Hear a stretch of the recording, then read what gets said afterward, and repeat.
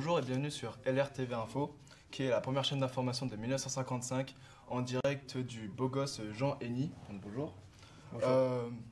Pour vous montrer la pire université de La Rochelle, qui a un taux de réussite supérieur à 12%, qui est pas plus que ça, donc c'est peu. Bonjour à tous, bonjour Jérôme Henny. Enchanté. Effectivement, comme nous l'a dit Jérôme, l'université est catastrophique, mais nous sommes heureux de vous présenter la team 2.0 des cordées de l'échec, plutôt de la réussite, Voilà. qui sont là pour limiter la casse. Mais nous avons appris cette semaine que le député maire Michel Crépeau pensait à une restructuration de toutes les filières de l'université en un seul lieu, pour ensuite faire payer aux étudiants en impôt sur la PISA une taxe à hauteur de 49,9%, c'est-à-dire 50%. Mais ce projet farfelu devrait faire fuir tous les étudiants. D'accord. Donc voilà, comme mon collègue vous l'explique, en gros c'est la catastrophe. Mais ces élèves ont en tête une idée qui vont contrer ces ambitions, qui sont beaucoup trop lourdes. Et donc pour contester, ils décident le guillotinement, donc lui couper la tête. Donc vous allez voir que ce reportage de choc qui risque de vous faire peur. Nous avons envoyé spécialement ces enquêteurs les moins chers, car on n'a pas beaucoup d'argent.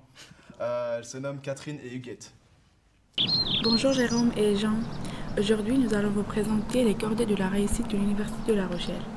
Celle-ci a été créée depuis 10 ans d'après le ministère de la Culture. Michel Crépeau nous dit que la région de la Charente-Maritime a été classée la dernière de la France en matière d'enseignement. Il est donc primordial de développer ces enseignements. J'ai toujours affirmé que l'université du Poitou-Charentes ne devait pas être seulement l'université de Poitiers et de la Vienne. Depuis des années, il y a une politique restrictive, malthusienne, qui fait que notre région est la dernière de France, avant la Corse, en matière d'enseignement supérieur, et qu'il faut changer tout cela. Développer un pôle universitaire à La Rochelle, pas contre l'université de Poitiers, mais avec l'université de Poitiers. Et si l'État décide qu'il doit y avoir 2 universités en Poitou-Charentes, on ne va quand même pas être ceux qui le refusent, alors qu'on va créer des universités nouvelles dans la région parisienne, dans le Nord et en Bretagne. Grâce à cette cordée, nous avons rencontré plusieurs étudiants de différentes spécialités, ce qui nous a permis de découvrir différents élèves ainsi que les différents choix d'orientation. Mon cher Jérôme, pour changer un peu d'univers et revenir à quelque chose de plus joyeux et plus vert, puisque vous avez bien compris que nous en parlions d'écologie. Donc voilà, oui Jérôme, d'après une info de dernière minute, le maire a décidé d'investir dans l'automobile et l'électricité. Donc c'est sûrement pour s'enrichir les poches et partir aux Bahamas, mais ça faut pas le dire. Les nouveaux enquêteurs sont sur le coup, un peu plus expérimentés, s'appellent Patrick et Rachid. Ces dernières années, un nouveau phénomène touche la ville de La Rochelle, les voitures tuning. Elles ne fonctionnent plus à l'essence, mais à l'électricité, comme l'explique Michel Crépeau, maire de La Rochelle. Il y a déjà un certain nombre d'emplois qui ont été créés autour de la voiture électrique.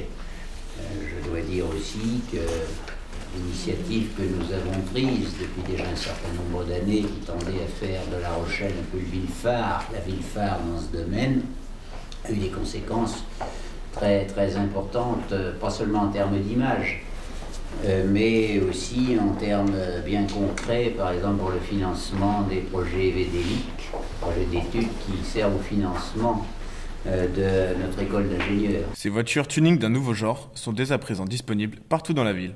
Cette idée écologique fait de La Rochelle l'une des villes les plus novatrices en matière de voitures tuning électriques. Des bornes de recharge verront le jour très prochainement pour contribuer au bon développement de cette initiative.